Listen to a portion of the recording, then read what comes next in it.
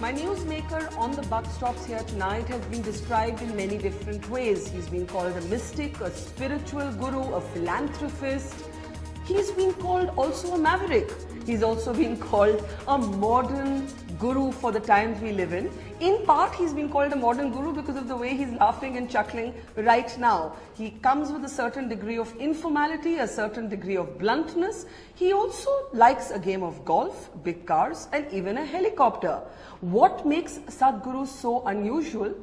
We're here to talk to him about what we're calling a matter of faith. This is a time when faith and spirituality and men who are described as God-men often find themselves in the headlines, and not always for the right reasons, or sometimes for the right reasons as well. You can put your question to Sadhguru using the hashtag #AskSadhguru. We already have your questions coming in and we'll be putting several of them to Sadhguru. Thank you so much. A pleasure to have you on the program. You always laugh when I call you a maverick. Do you not see yourself as a maverick? Right now, because people have their idea of a guru is a yogi who fell out of a calendar, you know. So maybe I look like a maverick, but you look to the history of this country, the gurus of the past did everything. They fought battles, many of them, when it was necessary. So this idea that a guru means should have a constipated look on his face and he's always blessing you and nothing else, no. A guru means somebody who can throw light on your life. And if he's not contemporary, what use is he to you? But have gurus like yourself, and sometimes you said you're more a GPS system than a guru, and you call that a guru positioning system. Have you, in this contemporizing yourself and changing with the times, Sadhguru, helped reform, social reform? You know, in many ways one would think the kind of following you have, Sri Sri Ravi Shankar has, Baba Ramdev have, what we would expect you to be is at the forefront of social change, using that influence for social change, for religious reform. Does that matter to you? You know, we're looking at a time when a BJP member of parliament has been beaten up for wanting Dalits to enter a temple in Uttarakhand. Very much. It's very much a concern. Anything that's of human concern is concern to me. So the question is, do you want a solution or do you want to revel in the problem? That's a question. So these are problems which have existed. For example, this problem of temple entry. Yes. These are problems which have existed for thousands of years. Yes. Now if you simply talk against it, all you will do is create a fight in the society and not solve the problem. We have other ways of solving the problem. Which are what? Like for example, I'll tell you, initially when I first went to Tamil Nadu, we started rural programs, like inner engineering programs in the villages. So it was in somebody's home, some 150 people came in a local village. Next day I go, only some 65, 70 people are there. I asked what happened. They said, the problem was yesterday, the previous day after the program was over, we served a meal to everybody together. So they said, we can't eat with them, you made us eat with them, so there's no way they can come here. Because they were Dalits? Yes. So I said, if that's the thing, I'm not going to teach. I cannot teach in such an atmosphere, and I walked out of that house. He's in a large home. So there was a lot of resistance. Sadhguru walked out of our house, he was our guest and he just left like that and all this. Then I came back to the center and thought about this. This is a 1,000-year-old problem. Both are victims in their mind, if you look at it, because it's stuck in their mind, they think this is how it is. How is the side that keeps Dalits out the victim? Victim means… They're bigoted, discriminatory, prejudicial Obviously, people. there's no question about that. I'm saying your bigotry also is not your individual decision, it's like ingrained in you. You think this is the reality, all right? You think this is the way to do life. So I came back and thought about it. Then I told them, okay, we will start the program, let everybody come, no eating together. So I stopped the program and started playing together. Okay, we started a game. Nowhere in any place is it written in the tradition that you should not play together, okay? They started playing together. Now we made this into a big movement called Gramotsavams. So today, every September we have this event where over 7,000, last time some 7,300 teams participated. Nobody thinks who is Dalit, who is this, everybody participates. And whoever plays the game well becomes a hero in the town. Nobody thinks what caste he is. When I look back and saw, sport is a thing that can level out these things very easily. For example, this happened in America big time. People were prejudiced against the blacks in so many ways. But they had Magic Johnson's poster in their bedroom, they couldn't help it. So we did something similar in the South, where whoever plays well, naturally he becomes the hero, everybody aspires to be like him. But Sadhguru, the greatness of Magic Johnson did not take away and does not take away from the fact that you still have white policemen shooting unarmed black men in America even today. Similarly, when you say there's no point just opposing for the sake of it, it will create a fight, isn't there something like standing up for a principle? Or, because for example, one of the things you've said is that politicians have to lead the movement for this, and you actually feel that elections are expending their energy in different directions. Yes, very much. See, what I'm saying is, there are different… if you have to look at it strategically. Yes. If you are interested in a solution, you have to look at the problem strategically. There are numbers, there are different regions in the country. What kind of numbers on both sides? Suppose, let us say, there is a society with 50-50 kind of population. Now if you start a fight, you will start bloodshed, you understand? First you have to thin down the numbers, you have to do something with education. Many aspects, multi-pronged approach has to be done if we want a solution. Right now that an incident like this has happened with Tarun Vijay, this is one thing that all the lawmakers can take it up. There are all these 500 and odd constituencies that you have. Every lawmaker goes back to his constituency. Anyway, I believe that Prime Minister is telling them to go back to their constituency for his party people. All parties, irrespective of parties, if everybody goes back to their constituency and at least breaks this mold, at least in one temple in their constituency, it will be a clear statement that this is the law. Whatever is the law of the nation has not sunk into people's minds. They have their own laws. And you are making the point that there should in fact be fewer elections in this country because maybe that would keep politicians more focused on issues that matter. I said more concentrated. See, not so spread out. Yes. See, right now, because some state government collapsed here and there or whatever, in between, you just see almost… you're in the news business, you're seeing almost all the time you're talking about election. In a democratic country, when you talk about election, you don't always talk sense, okay? You talk popularism. So once in 5 years, we can afford an election. Not every year, somewhere election going on, every state election has become like a national election. See, right now there's an election somewhere in other states, but it feels like there is election going on everywhere because you won't leave me. If an election is happening in Assam, you will beam it into my house. So I think election is happening right here. All the time these kind of populistic statements are being made. What needs to be actually done cannot be done. I think some law has to be there. There must be a period for election. In that time you allow some margins what people say and do, but otherwise there must be some real-time work time, So you're saying that in some ways if elections happen once in 5 years, perhaps there's a hope that political movements that are needed, for example, to end Dalit discrimination, there's a greater chance of that happening. There is greater chance of that. So reduce the number or the spread out. The spread should go. It should completely go if you ask me. If you want to, all assembly elections one time, parliamentary elections another time, it must be done. People will protest because there are many political issues, I know, but political issues are always there. People's issues, the nation's issues, the nation moving forward issue is the biggest issue. That's the reason why we've elected people. I'm going to start taking questions that our viewers are sending in for you, Sadhguru, but I must ask you as a woman, why are you clearly not on the side of women when it comes to temple entry? I'm 100% on your side. That is good to know. You may be on my side, but on the side of all women. All women, 100%. But yet, when it came to the Shani temple and women wanting to enter, you said the practices are occult. No. They're too occult for women. This is about discretion, not discrimination. What did you mean? And why did you say that? No, I'm telling you. See, Shani is a planet. It's not a god, all right? In planets, there are certain influences. They identified this influence is not ideal. So right now, even according to modern this thing, men are supposed to go to Mars and women should go to Venus, right? You don't exchange that because certain things don't work. This is not discrimination. There is discrimination in many other temples. That must go, all right? I only made a statement about that temple where there is a lot of occult practice. When occult practice is there, women will be harmed by this process. What does that mean? See, it's like this.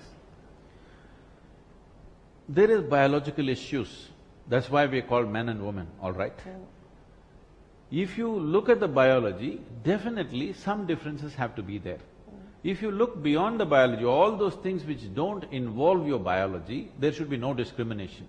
Where there is involvement of biology, like bathrooms, where there is involvement of biology, there must be discretion, isn't it? Otherwise it'll become crude. But shouldn't the right to pray be equal for all? See, Just like we wanted to be equal for all castes, it has to be equal for men and women in the modern age that we live in. This is what I'm telling you. You don't pray to a planet. You manipulate a planet for your well-being. And only men can manipulate planets? No. There are other planets which women can do. Shani is the only thing we're talking about. So in this particular Shani Mandir, you believe that this civil rights movement for women to enter is misplaced, you would not support their entry? I have not seen that particular Shani temple, so I made that very clear. I have not seen that, so I don't wish to comment about that particular movement. But all I said was, if it is a Shani temple of a certain kind, where certain type of practices are done, it's not good for women to be there. There are certain kind of practices where men should not be there. We have a Bhairavi temple where men are not allowed. Because it is not good for them, because it's so feminine, it's not good for them. These are sciences with which you can change your genetic material, do you understand? No, I'm looking at you very skeptically. You can look at me skeptically, but you come and see the reason why.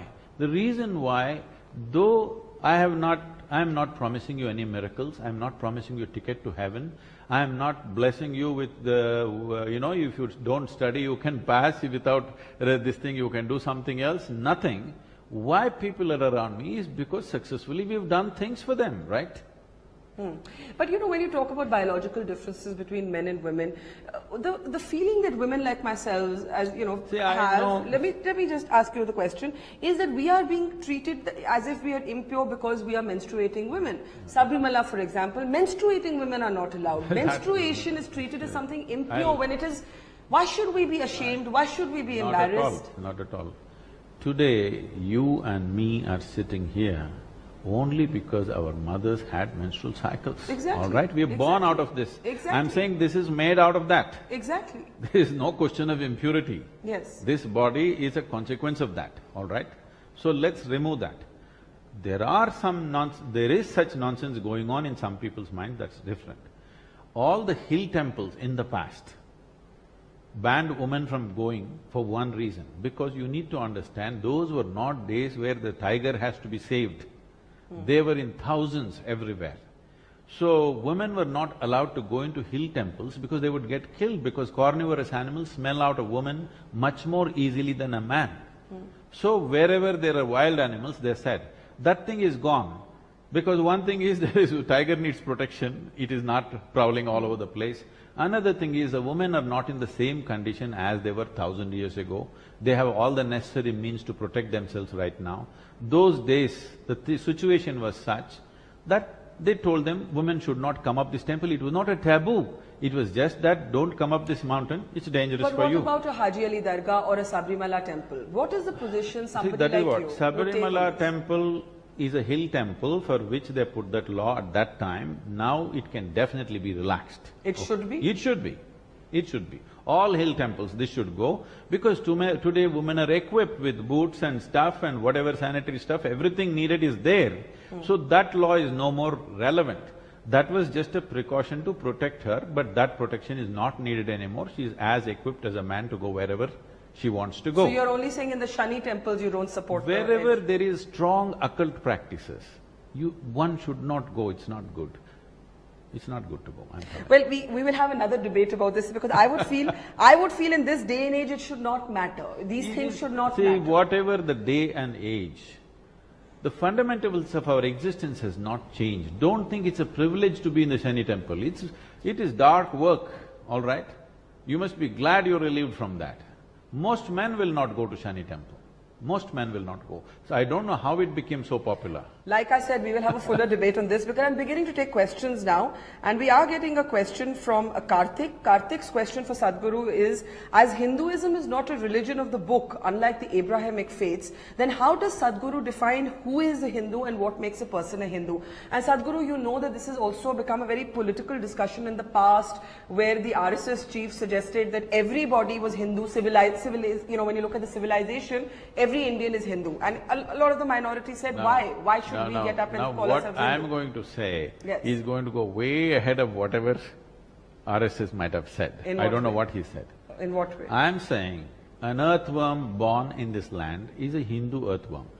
Now this is shocking from me. Yes, what does it mean? Let me tell you. Yes. Because the word Hindu comes from this, a land that lies between the Himalayas and the Indus Sagara, which is today called as the Indian Ocean. So you're saying it's geographical? It is geographical. If you can call an elephant born in Africa as an African elephant, an earthworm born in this land is Hindu. First we must come to this because there is no particular belief that a Hindu can say, this is my belief. You can believe whatever you want and still be a Hindu because it's geographical. It's like being Indian. That's why we say Hindustan. When we said Hindustan, we did not mean a particular religion, we just meant the land. We became reverential about these two geographical features because we understood it was these two features which protected us and nurtured our civilization. But doesn't it have a different connotation today? Today, it may yes. have been geographical. See, how it is politically used is not my thing. All I am saying is, when we utter the word Hindu, we mean what happened in this geographical sphere. This was important because economically, culturally, civilizational-wise, even in terms of science, mathematics, astronomy, we were way ahead of rest of the world at a certain time. At that time, protecting ourselves was the biggest thing. So protecting us was these two features. So who is a Hindu beyond the geography? Because as this gentleman asks, that there is no book, we're not a codified, Hinduism is not a codified religion. That is where, this is where the understanding is lacking. Now we were talking about Dalits and other castes. Yes. We must understand it's not only about Dalits. There are many caste temples where they won't allow other caste, even if they're upper caste, okay? This is because they've always been identified with those segments. Those are the religious groups. Today you're labeling all of them as castes. No, they're all individual religions with specific gods. Hindu is just a geographical identity. The fundamental… There is no religion called Hinduism. There isn't. Tell me, where is it? Where is it? So is it… Where is the papacy? Where is the book? Where is a codified belief system? No. Now we are trying to do this because this effort to make Hindu into a religious group started when invasions began to happen, and they refer to us as Hindu, and they try to impose themselves. So these people started resisting, but even today they are not successful. Because it'll not work, because no two people believe the same thing. So there is no single faith? There isn't. There is no single We are faith not that will be called… people of faith. This must be understood. This is not a land of believers. This is a land of seekers. Here, it is about seeking your mukti. It is not about going to heaven. It is not about going and sitting in your God's lap. This is about mukti, liberation. So how does it, something that is so, in a sense even abstract and philosophical, get so politicized when you have, for example, conversions today, Sadhguru? They are a huge political controversy. Then you have the Ghar Wapsi campaigns which says, bring Dalits back into the Hindu fold. But nobody knows what caste are they coming back to. Are they coming back to their own caste? Are they coming back to a higher caste? If there is no one Hindu faith, then what is the conversions controversy and what is the Ghar Wapsi? See, you need to understand this. Religion has always been used as another mode of conquest, everywhere in the world. Yes. All right? The only place, in spite of 1,000 years of invasion, which they could not conquer was this piece of land which we call as the Indian subcontinent, or India for that matter, right now. So right now there is a huge effort to conquer that. So there is resistance towards that. This all gets hyped as two different religions fighting. No, we don't want to be conquered by anybody because we've remained like this for 1,000 years. We managed this. When sword was put, when gun was put, we did not convert. Now money is doing it, so people are resisting it. But do you not think that the right to convert is part of religious freedom? It is. But how you do it is the question. So how do you know it's only for money? You could do it for belief. Definitely. Or you could do it if Dalits, that your own religion or what you were born into is cruel to you. It is very cruel. I'm telling you, the way we have been treating the people that we are referring to as Dalits, I don't want to use that word on any human being, Yes, okay? yes. Because the way we are treating a certain segment of our own population, if I was treated like that, I would also convert to something. Exactly. Yes. Exactly. But we have to change that. Conversion is not going to solve that problem because even there is segregation again. See, why I'm telling you is, this is so organic and deep-rooted. The only way to solve this is, these people, the village people, most of the people that we call as Dalits today are landless people, over 95% of them. We must educate them and move them out of rural atmosphere. This is very important. Would you support big the right numbers. to convert? Would you support mass conversions? Why should there be a mass conversion? Because of the cruelty No. of one's If- faith or the if- freedom to propagate No, religion? I would say if individuals want to convert, it is 100% individual business. But mass conversion means some kind of coercion, some kind of something is Or a involved. political statement, like the Ambedkarites, for example, who See- converted to Buddhism. See, Ambedkar converted to Buddha's way of life. Let's not call it Buddhism because it's again not a belief system, it's a seeking. So all you right? have problems with mass conversions, not with individual conversions. My problem is only this. You are trying to put people against each other, which will be play out in a different way after some time. It And will- you're saying conversions do not solve discrimination. It doesn't solve discrimination and you will lead to a civil war over a period of time, believe me. If you keep putting people against each other like this for a while, let's say somebody is being ill-treated in this thing. So you convert them en masse. So they will become proactive. It will lead to a fight that you can't solve. Once within the country these fights start, it is not easy, believe me. We must know how to handle a population which is so diverse. We must bring a certain sense of comfort to everybody and everybody must settle down. Individual people want to do whatever they want, it's up to them. But Sadhguru, the problem is that we have issues, as you've also pointed out, perhaps because our politicians are always in campaign mode. that- Election mode is a wrong way to be for a nation. It's a wrong way to be because no sense will come of those situations. I agree with you, but look at the next question that's coming in for you. This question is coming in from Haman, who says, Sadhguru, the renaming of roads in New Delhi has now become a way to alter our history. What is the best way to use our past? You've of course seen the controversy over some people wanting an Akbar road renamed. How can we erase our history? History is dynamic, history is accumulated, history is… and you know, Akbar, one of the things I was reading about him was that he actually put Ram and Sita on a coin. Akbar was seen to be a reformist Mughal emperor. But now to have our politicians talking about renaming Akbar Road, one of the most beautiful roads in this capital. I don't think you should rename Akbar Road because Akbar has made his contributions no matter what religion he belonged to, okay? But you definitely have to remove Aurangzeb's name, all right? Because of the cruelty that's happened. It is like asking Israel to name one of the streets after Adolf Hitler. That would be cruel. But are you Only- comparing Akbar with Hitler as No, China ensued the BJP at- did? not But Akbar, Aurangzeb you are. Not Aurangzeb, I'm saying. Aurangzeb and Taimur Lane, you can't name them after your this thing. Tomorrow your children think they are your heroes. But you know, when you look at some of the wonders of India, Taj Mahal or even the Red Fort, from where every Prime Minister on every Independence Day actually addresses the nation, these are all legacies of the Mughal Empire. But you must… Do we want to erase Mughal history? Do we want to vilify people based on their See, religion? by erasing history, you will allow it to repeat itself. You should not erase it, you must always remember it, no question about it. But still, if you name a road after Taimur Lang, Yes. then next generation will think this was a great hero for us. That should not happen. The important thing is, in India what's happened is, this has been our culture unfortunately on one level, that is we don't have a sense of history. We will always in a chalega mode, okay?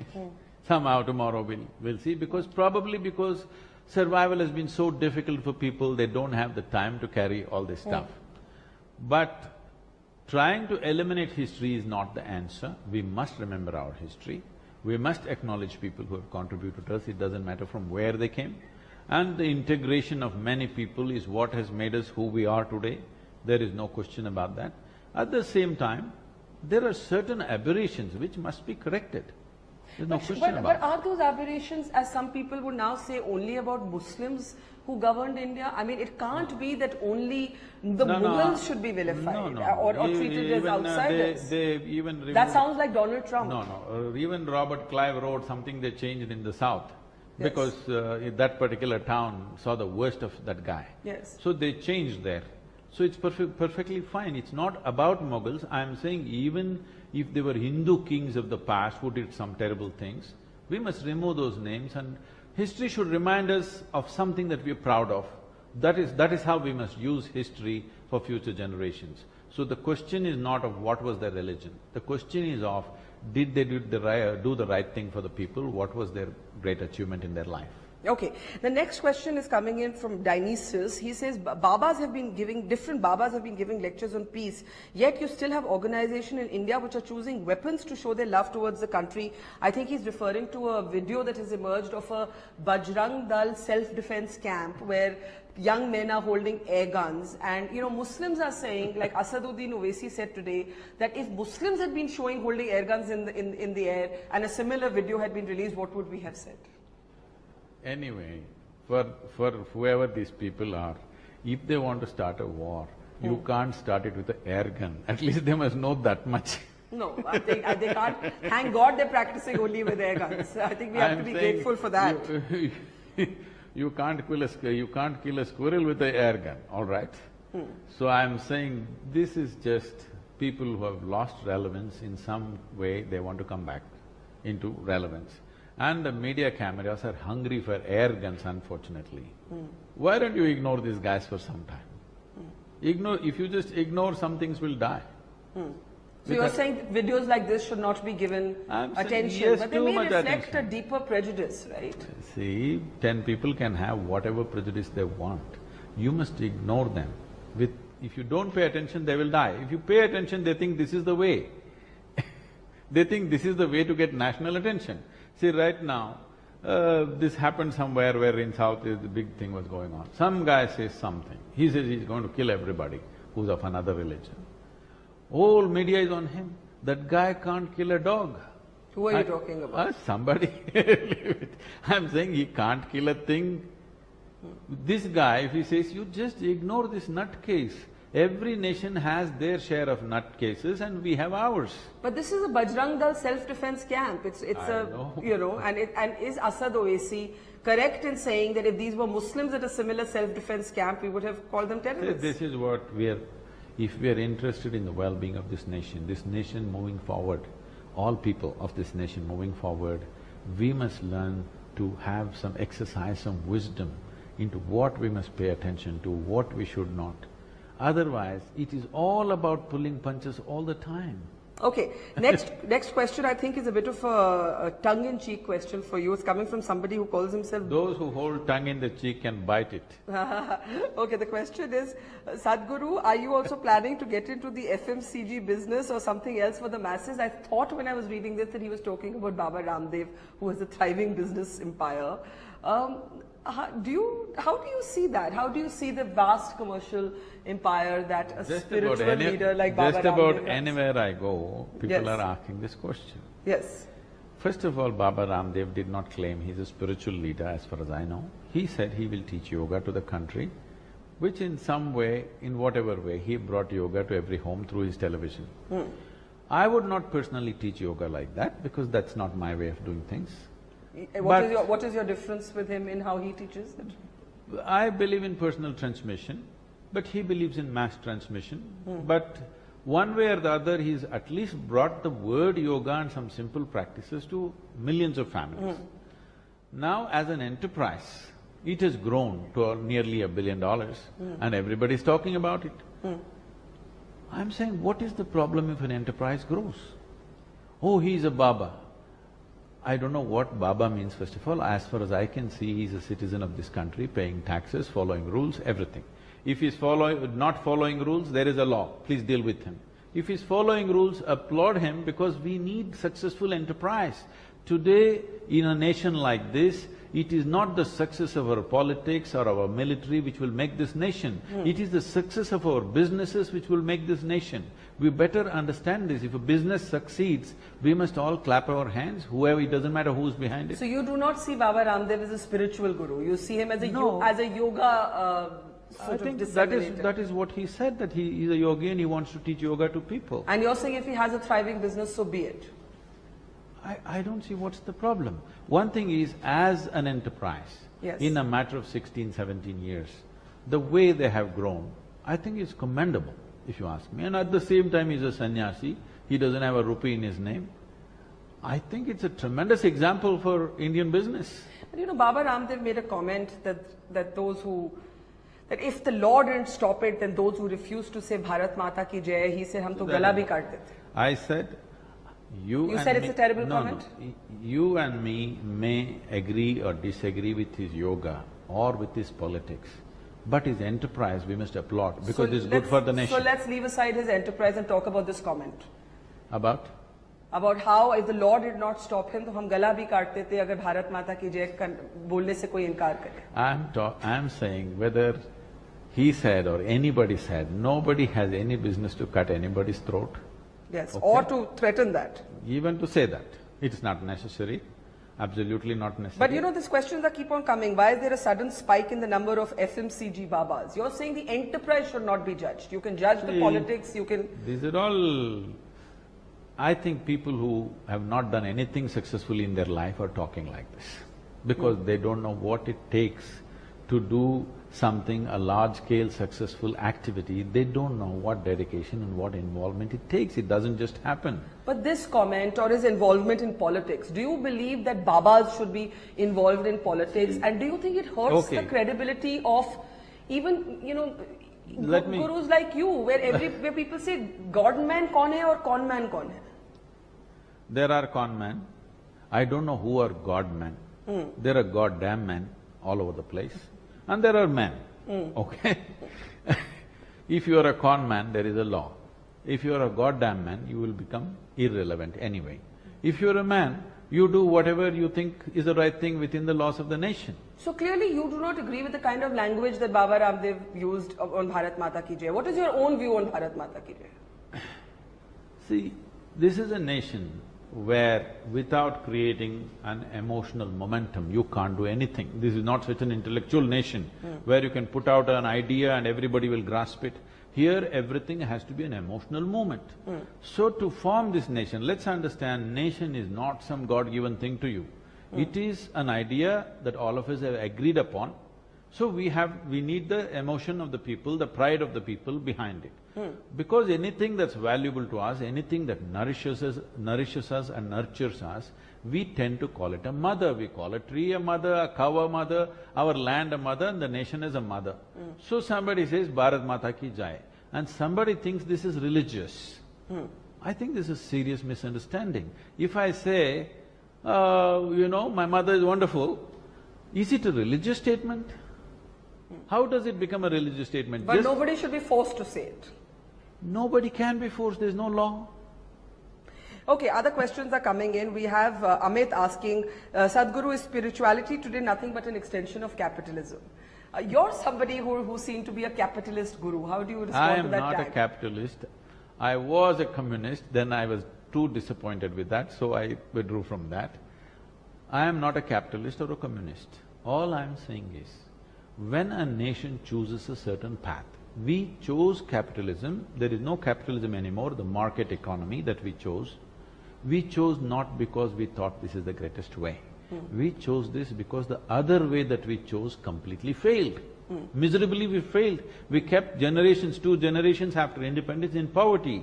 I want you to understand, all these people who are continuously talking against success of anything, they need to understand 3/4 of a billion people in last 2 generations, they passed their lives without any opportunity. Now we are sitting on a threshold, we made up our mind at last in 1998 that this is not the way to go, let's change into market economy. Now we change, if little success comes, we want to step back. All I am saying is, once you choose a path, your foot must be on the gas, 100%. Okay. Every day you rethink this, how to make anything a success. This is why I'm saying these comments are made by people who have not done anything successfully. If you know how to make something successfully, you understand once you set a direction, you have to push it and push it and push it, otherwise it'll not work. Last question from Shikha. Sadhguru, I live my life by the learnings of karma, but I'm a non-believer in God. Is there a dichotomy to my belief? Not at all. When… you must understand, when we told you your life is your karma, what is being said to you is that your life is your making. Yes. This is the most dynamic teaching on the planet. Right from ancient times in this country, we told you, your very life is your making. To what extent means the womb that you've chosen to be born unconsciously, if you wish you can choose it consciously. You can even choose gods, you can even make gods. The technology of God making, we allowed you to do because this is your making. This is what karma meant. It did not mean any belief. This is one thing all Indians need to understand. This is not a land of belief. This is a land of seekers, seekers after truth. If you're a seeker after truth, you can become a genuine seeker. You can call yourself a genuine seeker only when you have realized that you do not know. No. If you have assumed anything, you can't be a seeker. Now, Sadhguru, in the end, you are going to be speaking at the United Nations on International Yoga Day. But every now and then, every few weeks, we see a political debate even around yoga, which perhaps is unnecessary, but you know, you see, like there was a circular suggesting that the chanting of Om might be mandatory, then the government clarified it's not mandatory. But we have this entire politicization of the yoga question. How do you look at that? See, that's what I said, we are in an election mode all the time. It doesn't matter. The thing is right now, we are taking a mode, whichever government it is in power. What I see is, I am not a fan of any party as such. All I am saying You would not enter politics, Never. or you would not support political rallies like Baba Ramdev? No, I will not.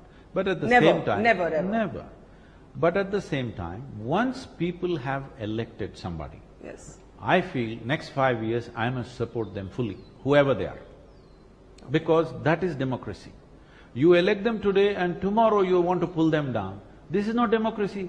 If who I want does not win tomorrow, I want to pull them down. Is it democracy or feudalism?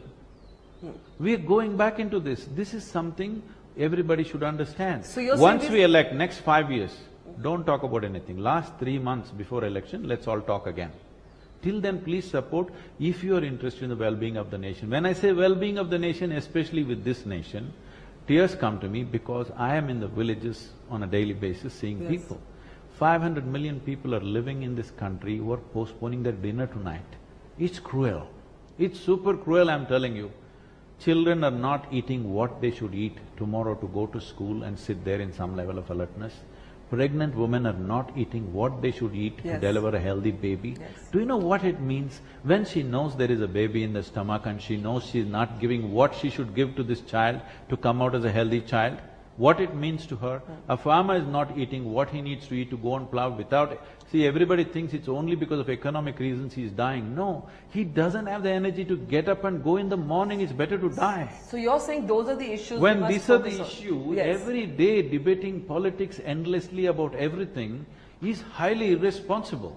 Once we've elected somebody, next 5 years, just pitch for them. Last 3 months, let's debate. We'll leave it there, Sadhguru. A pleasure as always to have you on the program. Thank you so much.